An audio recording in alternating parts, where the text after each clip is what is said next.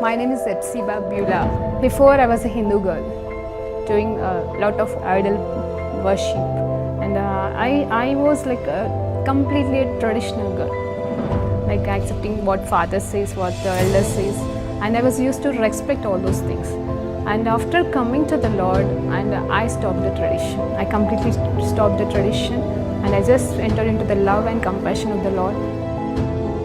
My parents arranged for the marriage, and it was like a 2 months gap from the arrangement to the marriage. And immediately after marriage, like he said, like I don't like you. I just want to leave, and he left. Even I was pleading him, I was begging him, and I was asking him to come back, but it never happened. If he is not going to come to me, I want to die. That if he is going to be separated from me, I should die. The day I was about to kill myself, I was watching a TV channel, and immediately she started like, here one girl is crying. You have been separated with your husband and you are planning to die now, but you are not going to do that. Immediately I called to one of my Christian friends, and she shared with me the gospel. On the spot, I accepted Lord as my Savior. The next moment, I felt free from the burdens and all kind of thoughts, and everything left me. Praise lord అండి. దేవునికి మహిమ కలుగును గాక. ప్రార్థన చేసుకుందాం. పరిశుద్ధుడా గొప్ప దేవా, నీకు స్తోత్రం, స్తుతి, మహిమ, ఘనత, ప్రభావం చెల్లించుకుంటున్నాం. నేను ఈ సమయంలో ఉన్న పాటను మీ పాసన్నిధికి వచ్చుటకు మీరు మాకు ఇచ్చిన గొప్ప ధన్యతకి వేల కోట్ల వందనాలు తెలియజేసుకుంటున్నామయ్యా.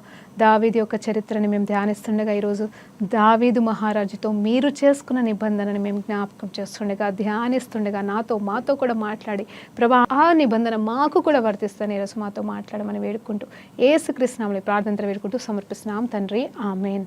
ప్రైజ్ లార్డ్ అండి. దేవునికి మహిమ కలుగును గాక.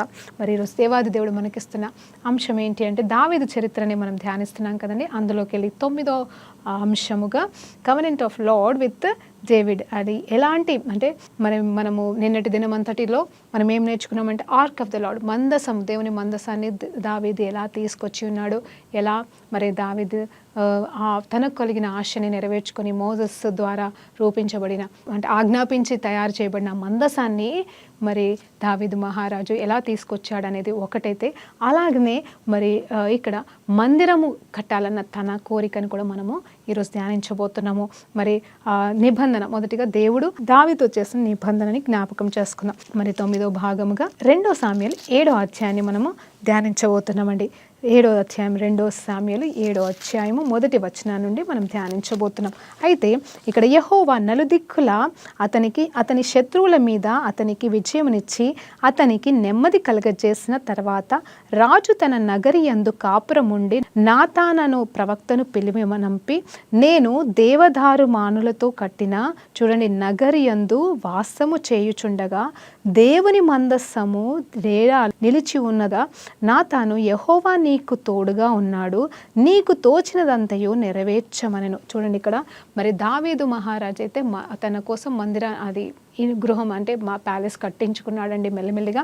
అయితే దాని తర్వాత తనకు ఆలోచిస్తుంది ఏంటంటే, ప్రభా నేనైతే తీసుకొచ్చి నీ మందసాన్ని అయితే ఇక్కడ శ్రేష్టమైన స్థలంలో పెట్టి ఉన్నాను, కానీ తన బాధ అదనమాట, నేనైతే మంచి ఇండ్లలో కూర్చుంటున్నాను కాబట్టి నాకు వద్దు ప్రభా, నేను మంచి ఇంట్లో నువ్వు ఒక గుడారంలో ఉండడం నాకు నచ్చలేదు అని తను రోజు ఆలోచన చేస్తూ ధ్యానిస్తూ దేవుని సన్నిధిలో దేవుని ప్రసన్నతను అనుభవిస్తూ ఆయన మరి ఒక నాతాను, ఆ టైంలో ప్రవక్త అయిన నాతాను ఉంటుండగా తనతో మరి ఎందుకంటే సామ్యుయేలు అప్పటికి చనిపోయారు కాబట్టి నాతాన్ని పిలిపించుకొని, అయ్యా మరి నేనేమో ఇంత మంచి ప్యాలెస్లో ఉంటే మరి నా దేవుడు అలా మరి గుడారంలో ఉండడము బాధాకరంగా ఉంది కదా అని అన్నప్పుడు మరి నాతాను ఒక చక్కటి మాట అంటాడు. ఏంటంటే, అయ్యా నీతో దేవుడు తోడై ఉన్నాడు కాబట్టి నీకు ఏమి తోస్తే అది చెయ్యి అని చెప్పేసి వెంటనే నాతాను చెప్పడం అనేది జరిగింది.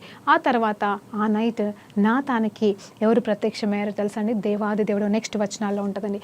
మరి దేవాది దేవుడు ప్రత్యక్షమై మరి నా కుమారుడైన దావీదుతో నువ్వు ఇలా సెలవివ్వు, తనకు కలిగిన ఆలోచన కరెక్టే కానీ అని చెప్పేసి కొన్ని మాటలు దేవుడు మాట్లాడుతున్నాడు.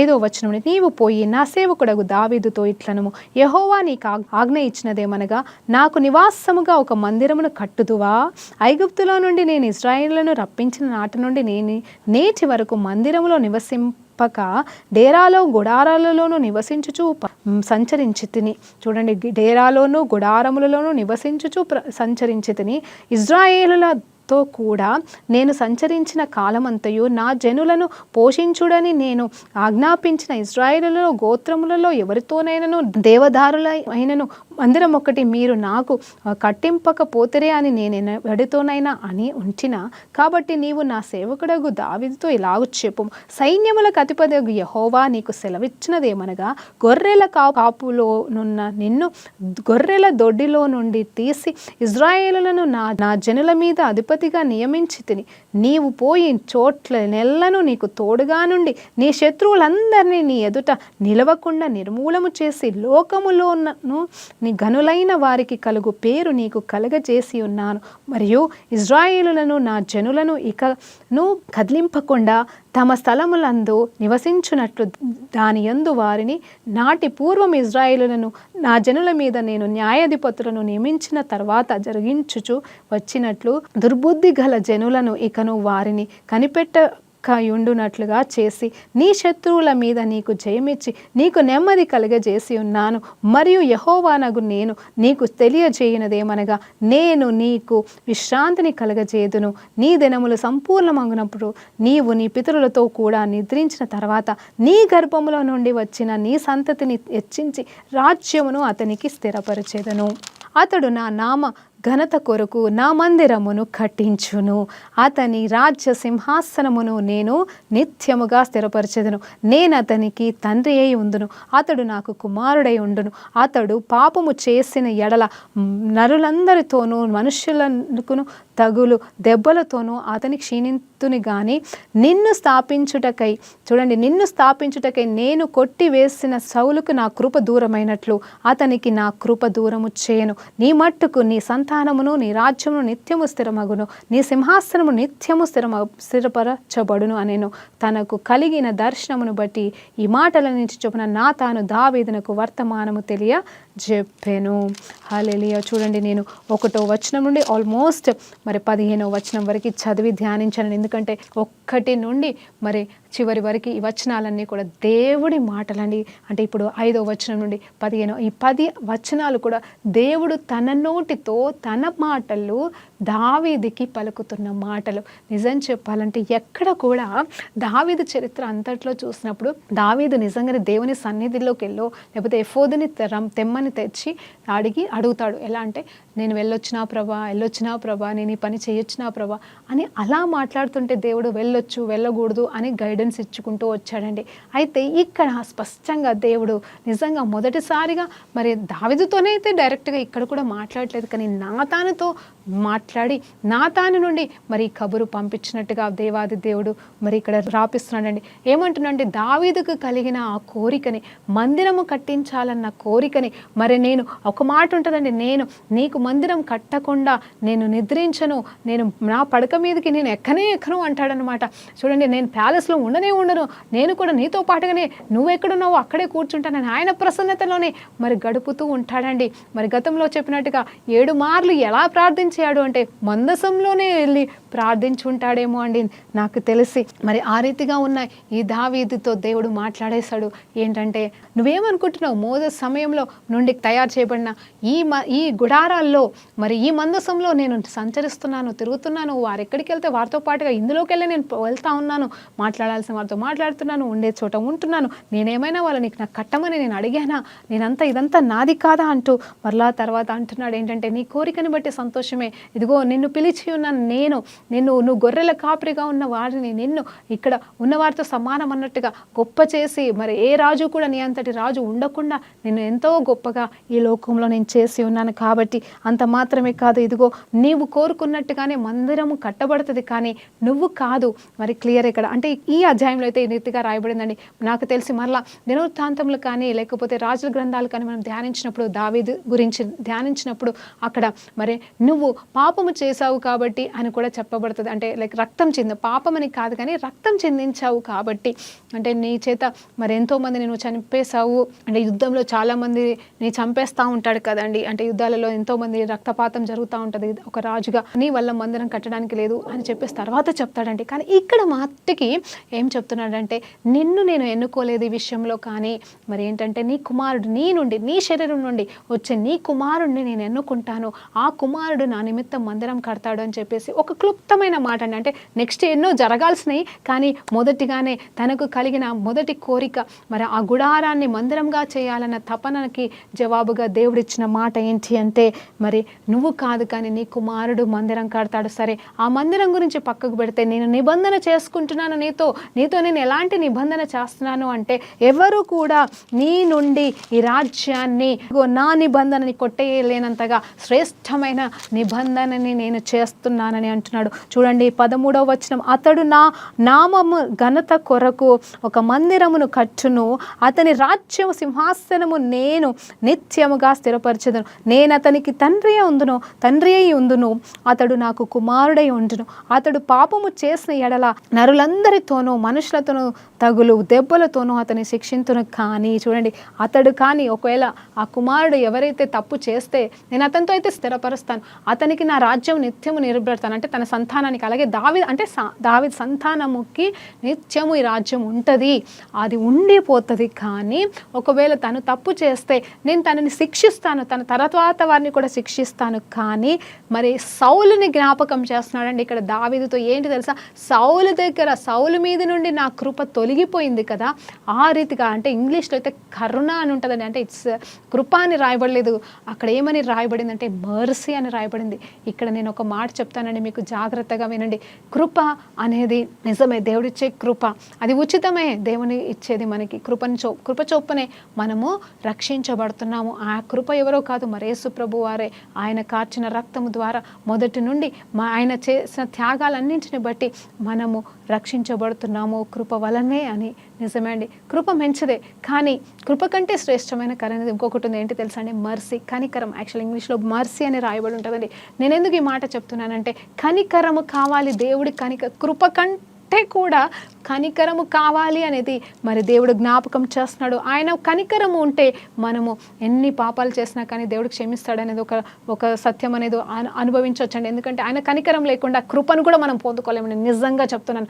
ఎంత కృప ఉచితమైనా సరే, కృప చొప్పునే మనం రక్షించబడుతున్నామే, మన క్రియలు కానే కాదు. కానీ ఆ కృపని మనం పొందుకోవాలంటే కూడా మొదటిగా ఆయన కనికరము కావాలని చెప్పేసి దేవుడు నాతో మాట్లాడి ఉన్నాడండి. అంటే ఆల్మోస్ట్ మర్సీ అండ్ కృప బోత్ ఆర్ సేమ్ అండి. అంటే కనికరము కృప రెండు సేమ్ అయినను కొంచెం వ్యత్యాసం ఉందండి. ఆ వ్యత్యాసాన్ని దేవుని చిత్తం అయితే మనం ఫ్యూచర్లో ధ్యానిద్దాం. కానీ ఇక్కడ మాత్రం ఆయన నా కనికరాన్ని సౌలు మీద తొలగించినట్టుగా నేను నీ పిల్లల మీద నేను తొలగించనని మాత్రం దేవుడు మాట్లాడతాడు. నిజంగా నిలబెట్టుకోలేదండి. అంటే ఇప్పుడు వెనక్కి వెళ్ళాము కాబట్టి మనం ఆలోచన చేయొచ్చు. నిజంగా చెప్పాలంటే తర్వాత సొలొమోన్ ఎంత దీవించాడు, సొలొమోన్ ఎంత తప్పు చేసినా కానీ తర్వాత తన సంతానం వాళ్ళు కూడా ఎన్నో తప్పులు పాపాలు చేసినా కానీ ఎవరినో ఒక్కరిని నిలబెట్టుకుంటూ క్షమించుకుంటూ కరుణించుకుంటూ అదే యూదగోత్రపు సింహంలోకి వెళ్ళి అదే దావీదులోకి వెళ్ళి యేసు ప్రభు వచ్చాడు. నిజంగా రాజ్యం అంటే ఏదో నిజమైన కింగ్డమ్ కాదు, కానీ అంటే లోకానుసరంగా చూసే రాజ్యము కాదు, కానీ రాజత్వము కాదు, కానీ ఆయన రాజ్యాన్ని స్థిరపరచడానికి ఎన్నుకున్న దావీదుని బట్టి, అంటే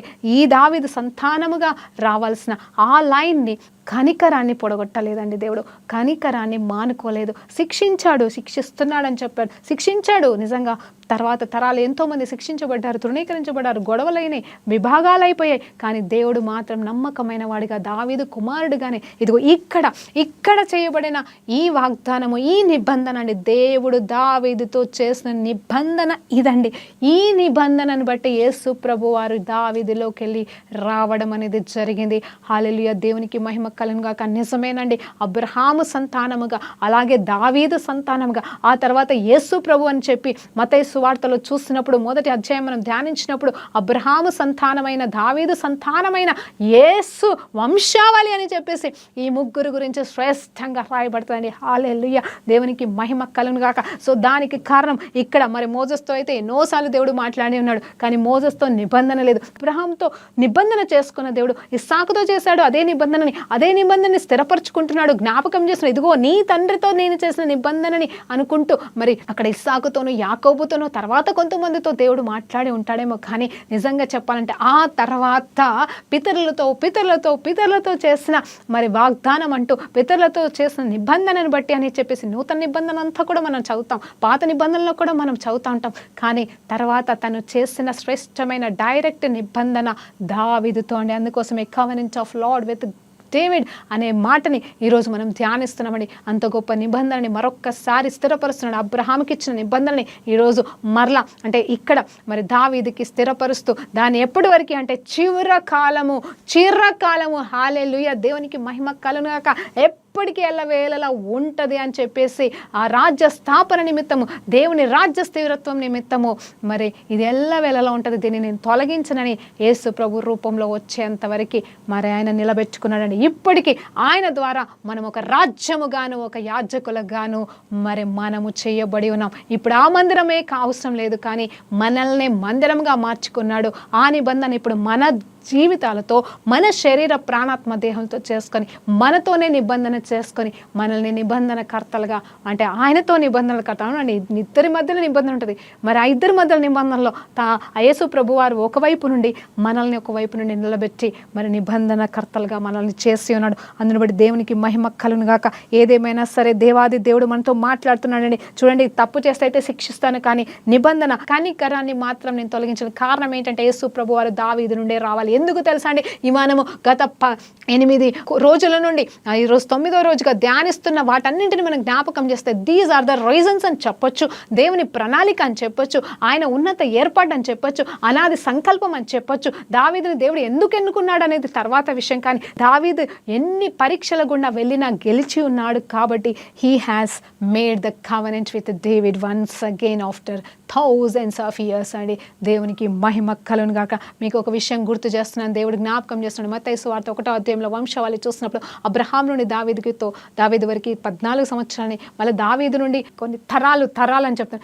ఎన్ని తరాలు మారని మన దేవుడు అబ్రహాముతో చేసిన నిబంధన దావీదు దగ్గర నిలబెట్టుకుంటూ దాన్ని కొనసాగిస్తూ యేసు ప్రభు వారికి తర్వాత మన వరకు కూడా నడిపిస్తున్నాయి. అదే కదండి మనం చేసుకుని ఇప్పుడు నిబంధన. We are covenant partners with Jesus Christ of Nazareth అని చెప్పడానికి కారణం ఈ వాక్యం అండి. అందును బట్టి కూడా దేవునికి మహిమ కలుగును గాక. సో ఇక్కడ ఏం చెప్తున్నా అంటే, నేనైతే మరి నేను స్థాపించుకుంటాను, దేవునికి మహిమ, నిన్ను స్థాపించుటకు నేను మరి కొట్టివేయనని చెప్తున్నాడు. ఏది కృప కొట్టివేయనని, మరి అదే దయని కరుణని కొట్టివేయనని చెప్తున్నాడు. నీ మట్టుకు నీ సంతానము నీ రాజ్యము నిత్యము స్థిరమరుగును, నీ సింహాసనము నిత్యము స్థిరపరచబడును.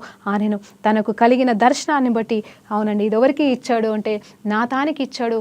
నాతానితో దేవుడు మాట్లాడు ఏమని, నాతాని గురించి కాదు, నాతానితో మాట్లాడిన దేవుడు దావీదుకి పోయి చెప్పిరమ్మని పంపించాడండి.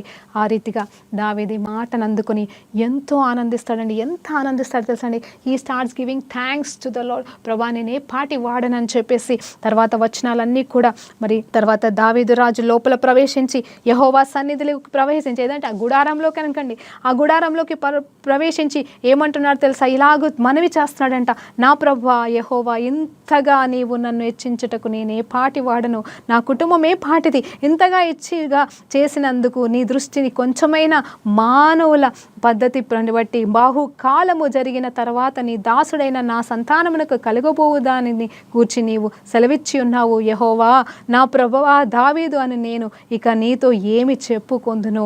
యెహోవా నా ప్రభువా, నీ దాసుడైన నన్ను నీవు ఎరిగి ఉన్నావు. నీ వాక్కును బట్టి నీ ఇష్టానుసారముగా ఈ ఘనకార్యములను జరిగించి నీ దాసుడనగు నాకు దీన్ని తెలియజేసితివి. కాబట్టి దేవా యెహోవా, నీవు అత్యంతమైన ఘనత గలవాడవు, నీ వంటి దేవుడొక్కడునూ లేడు. మేము వినిన బట్టి చూడగా నీవు తప్ప దేవుడెవడునూ లేడు. నీకు జనులగుటకై వారిని నీవు విమోచించునట్లు నీకు ఖ్యాతి కలుగునట్లును, నీ జనులను బట్టి నీ దేశమును నాకు భీకరమైన మహాకార్యములు చేయునట్లును దేవుడైన నీవు ఐగుప్తులో నుండి, ఆ జనుల వశములో నుండి, వారి దేవతల వశములో నుండి నీవు విమోచించిన ఇశ్రాయేలును బట్టి, నీవు జనములను బట్టి జనముల లోకములందు మరి ఎక్కడున్నది? మరియు యెహోవావైన నీవు వారికి దేవుడవై ఉండి వారు నిత్యము నీకు ఇశ్రాయేలును పేరు జనులై ఉండునట్లుగా వారిని నిర్ధారణ చేస్తేవి. దేవా యెహోవా, నీ దాసుడగు నన్ను గూర్చియు నా కుటుంబమును గూర్చియు నీవు సెలవిచ్చిన మాట ఎన్నటికీ నీ నిలిచినట్లుగా దృఢపరిచి సైన్యములకు అధిపతియగు యెహోవా, ఇశ్రాయేలుకు దేవుడైన ఉన్నాడని మాట చేత నీవు ఈ నామము శాశ్వత మహిమ కలుగునట్లు నీ దాసుడనైనా నా కుటుంబమును నీ సన్నిధిని స్థిరపరచబడినట్లు నీవు సెలవిచ్చిన మాట నెరవేర్చుము. హల్లెలూయా. చూడండి ఎంత గొప్ప ప్రార్థన చేస్తున్నాడండి. ఇక్కడ దావీదు సాగిలపడి ఈ నాతాను నుండి వచ్చిన మాటల్ని గైకొని మరి ప్రభా ఎంత గొప్ప ధన్యతనిచ్చావని చెప్పేసి చూడండి. ఇంకా కంటిన్యూ చేసుకుంటూ పోతే నేను ఎందుకు చదువుతున్నా అంటే వినాలి మరి ఇవన్నీ ఆయన చేసిన ప్రార్థనలు ఇలాగే చేయాలండి మనం కూడా. ఇశ్రాయేలుల దేవా, సైన్యములకు అధిపతికి యెహోవా, నీకు సంతానము కలగజేతునని నీవు నీ దాసుడైన నాకు తెలియపరిచితివి గనక ఇలాగున మీతో మనవి చేయుటకై నీ దాసుడైన నాకు ధైర్యము కలిగిన యెహోవా నా ప్రభువా మేలు దయచేయుదు అని నీ దాసుడనైన నాకు సెలవిచ్చుచున్నావే. నీవు దేవుడవు గనక నీ మాట సత్యము. దయచేసి నీ దాసుడైన నా కుటుంబము నిత్యము నీ సన్నిధిని ఉండునట్లుగా దాన్ని ఆశీర్వదించుము యెహోవా నా ప్రభువా. నీవు సెలవిచ్చి ఉన్నావు, నీ ఆశీర్వాదము నొంది నా కుటుంబము నిత్యము ఆశీర్వదించబడును గాక. హల్లెలూయా, దేవునికి మహిమ కలుగును గాక. చూడండి ఎంత చక్కటి ప్రార్థన. అప్పటి వరకు మరి చూడండి మొదటి వచనంలో ఆయన ఆశని నాతాన్ గారికి చెప్పినప్పుడు సరే నీకేం చేయాలనుకుంటే చేయన్నప్పుడు 5వ వచనం నుండి దేవుడు మాట్లాడి 15వ వచనం అంటే 10 వచనాలు దేవుడు మాట్లాడాడు, నిబంధన చేసుకున్నాడు, ఎంతో గొప్ప కార్యం చేశాడు. ఆ మాటలు విని ఆ నిబంధనని మరి మరొక్కసారి ధ్యానించుకుంటూ తన యోగ్యత ఏ పాటిది, నేను ఏ పాటి వాడను, అవునండి దీనులను దరిద్రులను లేవనెత్తేవాడు దావీదుని నిజంగా ఎన్ని మెట్లు ఎక్కుకుంటూ దావీదు వచ్చాడు తెలుసా అండి. ఒక్కొక్క మెట్టులో ఎన్ని సమస్యలు, ఎన్ని శ్రమలు, ఎన్ని ఇబ్బందులు, ఎన్ని అసలు ఆలోచిస్తే నువ్వు నేను ఏ పాటి వారమండి. నేను ఎప్పుడు ఒక మాట అంటాను, యోబు గురించి ధ్యానిస్తాము, యోబు శ్రమలు గొప్పవి అంటాం బైబిల్లో. నిజమే, ఆయన అనుభవించిన కొద్ది కాలపు శ్రమలు 40 రోజుల శ్రమలు నిజం చెప్పాలంటే చాలా భయంకరమైనవి, చాలా ఎక్కువైనవి. కానీ దావీదు అయితే ఇంచుమించు 40 సంవత్సరాలు ఇంకెక్కువ సంవత్సరాలు జీవించినంత కాలం పుట్టినది మొదలుకొని మరి ముఖ్యంగా అభిషేకించబడిన దినము నుండి తాను చివరి శ్వాస వరకు కూడా శ్రమల పాలే అండి.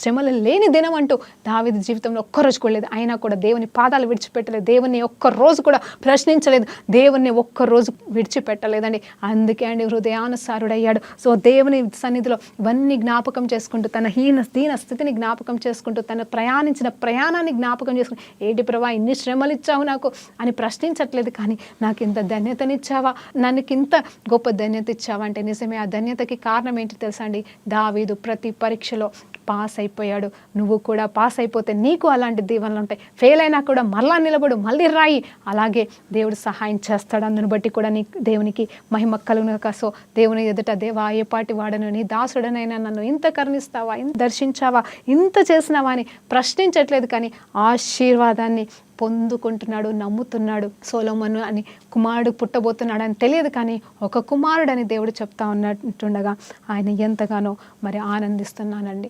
మరి తర్వాత కూడా చూసినప్పుడు ఇంకా ఏం జరుగుతుందంటే చూడండి, అబ్రహాం గురించి మనం ధ్యానించాం, అలాగే దావీదు యేసు ప్రభు గురించి మనం ధ్యానించాం, అలాగే ఏ రీతిగా దావీదు ముందుకు సాగగలిగాడు అనేది మనం ఒక్కొక్కటి ఆలోచిస్తూ ఉంటాం. ఆ తర్వాత చూస్తే ఎన్నో యుద్ధాలు ఇంకా చేస్తున్నాడు, ప్యారలల్గా యుద్ధాలు కూడా జరుగుతూనే ఉన్నాయి.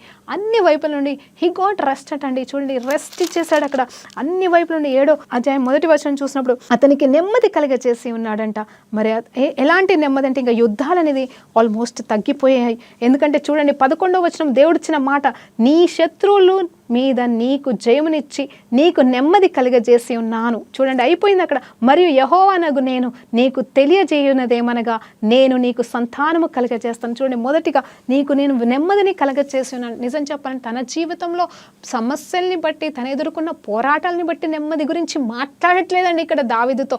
ఏమని మాట్లాడుతున్నారు తెలుసా, దానికంటే ముందు ఎప్పుడండి మోసెస్ కాలం నుండి మరి అక్కడి నుండి యుద్ధాలు జరుగుతూనే ఉన్నాయి. ప్రతిసారి శత్రువులతో పోరాటం, దేవుడు విజయాన్ని ఇవ్వడం, వాళ్ళు తప్పు చేస్తే మళ్ళీ వాళ్ళని శిక్షించడం, లేకపోతే శత్రురాజ్యం మళ్ళీ రావడం, వీరిని నడిపించడానికి మాకు రాజు కావాలంటే దేవుడు న్యాయాధిపతులను ఇవ్వడం, న్యాయాధిపతులు కూడా తప్పులు చేస్తూ అప్పుడు వాళ్ళు ఉన్నంతసేపు బాగుండడం, న్యాయాధిపతులు లేనప్పుడు మళ్ళా పాపం చేయడం, ఇలా పాపం చేసినప్పుడు మళ్ళా శత్రువులకి దేవుడు అప్పచెప్పడం, ఆ తర్వాత మరలా ఏదో ఒకటి జరగడం. అంటే వాళ్ళు వాగ్దాన దేశంలోకి వచ్చారండి, రాలేదని కాదు, కానీ వాగ్దాన దేశంలో ఉండి కూడా శత్రువుల చేత ఏదో ఒక రకంగా యుద్ధాలు పోరాటాలు జరుగుతున్నాయి. ఎందుకు తెలుసా అండి, వారు పడిపోతున్న విధానం, వారు చేస్తున్న తప్పులకి దేవుడు ఏదో ఒక రకంగా వారికి శత్రువులని అనుమతిస్తూనే ఉన్నాడు. కానీ ఇక్కడ దావీదుని బట్టి సౌలు కూడా తప్పులు చేశాడండి. కానీ మరి నిజం చెప్పాలంటే ఒక్కొక్క న్యాయాధిపతిని ఎన్నుకున్నది ఎందుకంటే శత్రురాజుల్ని నాశనం చేసి వాగ్దాన దేశంలో వీరికి నెమ్మదిని కలగ చేయడానికి, ఆ కానాన్ దేశంలో వీరు సంతోషాన్ని, సమాధానాన్ని, అలాగే పాలు తేనెలు ప్రవహించే చోట మరి ప్లెంటీని అనుభవించడానికేనండి. కానీ వాళ్ళు చేస్తున్న తప్పులను బట్టి, పాపాలని బట్టి అన్నీ పొడగొట్టుకుంటూ నెమ్మది లేని బ్రతుకుతూ దేవుడిచ్చిన వాగ్దానం కూడా నెరవేర్చబడలేక వాళ్ళు అలా జీవిస్తూ వచ్చారు. అందుకే నలువైపుల నుండి ఎప్పుడు యుద్ధాలే, సౌలుకుడి యుద్ధాలే, న్యాయాధిపతుల సమయంలో యుద్ధాలే. మరి కానీ ఇక్కడ దావీదు విషయానికి వచ్చేసరికి ఆల్మోస్ట్ మెయిన్ శత్రువులందరినీ నిజం చెప్పండి, సంసోను గుర్తొస్తున్నాడు. సంసోను కూడా ఎంతోమంది నాశనం చేయాల్సింది, ఫిలిస్తీన్లందరినీ అతనే నాశనం చేయాల్సింది. కానీ తను చేసిన తప్పును బట్టి ఇప్పటివరకు దావీదు దాకా కూడా శత్రువులు వస్తూనే వచ్చిన్నారండి. నిజం చెప్పాలంటే మనకి శత్రువులు ఎప్పుడు వస్తారో తెలుసండి, మొదటిగా మనం తప్పు చేస్తేనే శత్రువులు అనే వాళ్ళు వస్తారు.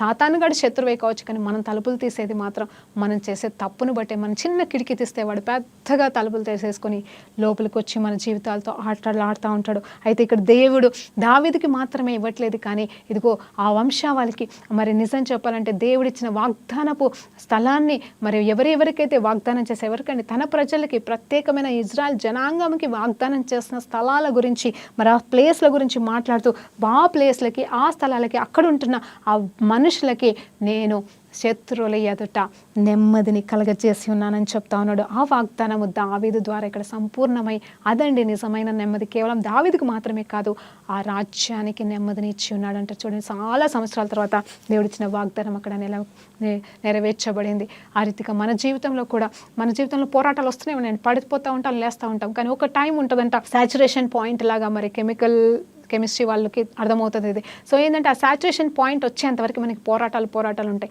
నేను గతంలో చెప్పినట్టు కుమ్మరివాడి చేతిలో మట్టి ఎందుకు దేవుడు అంటే కుమ్మరివాడు పడేయడు అంటే బాగా పిసికి అని దేవుని చిత్తం అయితే అది కూడా మళ్ళీ ఒకసారి ధ్యానిద్దాం. అయితే ఆ పిసికినది ఎక్కువసేపు పిసికాడు కాబట్టి, అది తొక్కడం ఎక్కువసేపు కష్టపడ్డాడు కాబట్టి అది పడేయకుండా దాన్ని కాపాడినట్టుగా ఇప్పుడు కూడా దేవాది దేవుడు మన జీవితంలో మనకొక సాచురేషన్ పాయింట్, ఇంకా అది శ్రేష్టమైనది అయింది, ఒకవేళ అటు ఇటు అయినా సరే మళ్ళీ సరి చేసుకోవడానికి అవకాశం ఉండేలాగా ముందు ఇది చాలా భారంగా భయంకరంగా ఉంటుంది దావీదులాగా. కానీ మనం వాటిలో గెలిస్తే ఇంకా దేవుడు సారా మీద ఉన్న మన్నునయ్యా అని మనం పాడుకోవాల్సిన అవసరం లేదు. ఎందుకంటే అలా ఆయన సారా మీద మన్నుగా కాదు, పాత్రగానే ఆయన తయారు చేసి మనల్ని తన నిమిత్తం, తన మహిమ నిమిత్తం ఒక మహిమ ఘట్టంగా వాడుకోవడానికి ఇష్టపడుతున్నాడు. ప్రార్థనతో ముగించుకుందామండి. పరిశుద్ధ గొప్ప దేవానికి స్తోత్రమయ్యా. ఈరోజు దావీదుతో నువ్వు చేసిన నిబంధనని మేము జ్ఞాపకం చేసుకున్నామయ్యా. దావీదు చేసిన కృతజ్ఞత ప్రార్థనని మేము జ్ఞాపకం చేసుకున్నామయ్యా, ధ్యానించామయ్యా. నిజమే అయ్యా, ఈ రీతిగా మా ప్రార్థన నిత్యం ఉండాలి. ఈ ఒక్క అధ్యాయమే అయినా తన దివారాత్రులు మేము ధ్యానించిన అది మాకెంతో మేలునిస్తుంది ప్రభా, ఎంతో నెమ్మదినిస్తుంది ప్రభా. దావీదుకి చేసిన వాగ్దానము తను అది మాకు వర్తిస్తుందయ్యా. మేము నీ బిడ్డలముగా, నివాసులముగా ప్రభా, నీ రక్తం చేత కడగబడినప్పుడు దావీదు బిడ్డలమే, అబ్రహాం సంతానమే. అంత మాత్రమే కాదయ్యా, నీ వాగ్దాన పుత్రులమయ్యా తండ్రి, నీ రాజ్యానికి వారసులము. కాబట్టి నీకు ఇష్టానుసారంగా జీవించే భాగ్యాన్ని మాకును దయచేయమని యేసుక్రీస్తు నామములో ప్రార్థనతో వేడుకుంటూ పొందుకుంటున్నాము తండ్రి. ఆమేన్. ప్రైజ్ లార్డ్ అండి. దేవునికి మహిమ కలుగును గాక.